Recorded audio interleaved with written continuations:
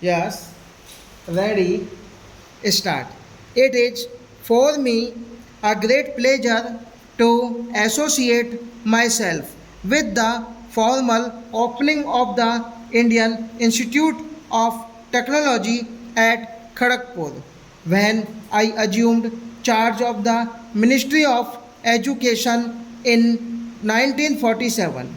I felt that of the many tasks of educational reconstruction that faced the country, two were of paramount urgency. The first was the creation of a nationwide system of basic education for all children of school going age, and the second the provision of facilities of the highest type of education in the technical field. You are aware that the prevailing system of education in the country has been mainly literary and academic.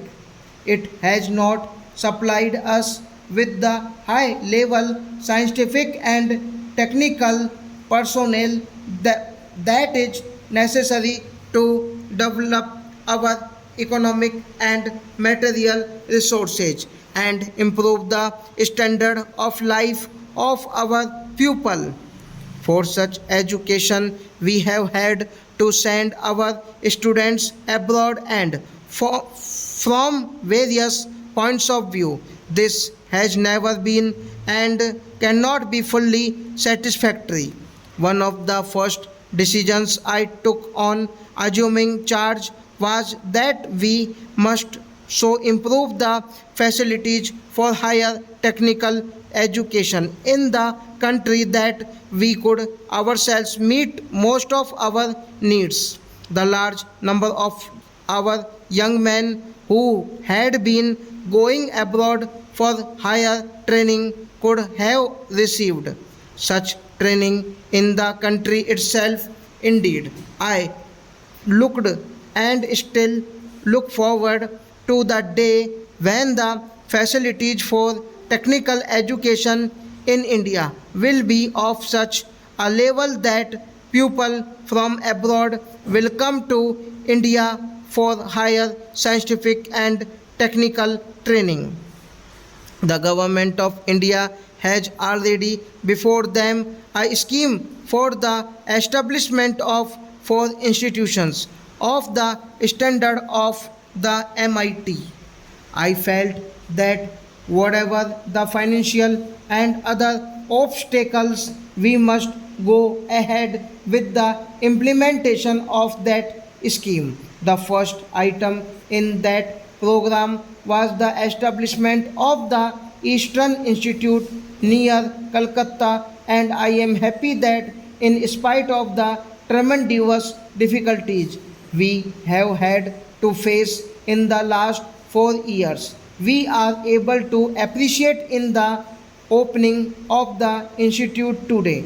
I would like to place on record my deep appreciation of the generous help we have received from the government of West Bengal, who have given to the institute free of cost a magnificent plot of some 1200 acres and this building.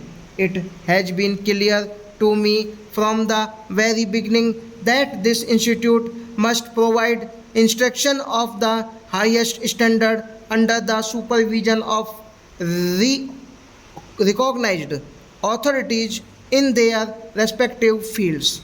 We have intended that only men of the highest quality should be in charge of the different departments, and we have not hesitated even to go outside India to recruit professors wherever necessary.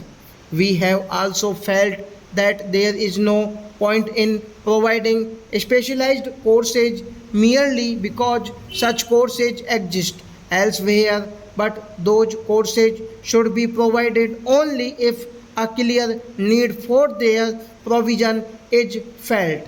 We have therefore decided that facilities in different subjects will be made available at the institute only when we are satisfied. As I have said earlier, these higher technical institutes are intended to fill important gaps in the provision of facilities for higher technical education. Pending the establishment of such institutes, we have sought to fill some of these gaps by improving the facilities available in the existing institutions. On the recommendation of the All India Council for Technical Education, a scheme for the strengthening and improvement of 14 engineering and technological institutions situated in different parts of the country has been sanctioned and is now in the third year of its operation. This scheme will cost approximately rupees 1.5 crore. The government have also sanctioned large amount for the development of the Indian Institute of Science Bangalore. Now that the Indian Institute of Technology has been established, fresh encouragement will be given to the improvement of technical education throughout the country. The institute will provide postgraduate and research facilities which can be utilized properly only if a significant number of graduates in engineering and technological of a sufficiently high quality are forthcoming to take advantage of the facilities offered. This aspect of the question is of the facilities offered. This aspect of the question is constantly in our minds, and I can assure you that the government will continue to take a deep interest in the all round development of facilities of technical education throughout the country. The institute, which is being inaugurated today, will have provision for the teaching of 2000 students at the undergraduate level and 1000 students for postgraduate study and research. These students will be drawn from all over the country and their close association in a fellowship of study and research in some of the most formative years of their life will, we earnestly hope, develop in them a consciousness of their common Indian nationality and culture.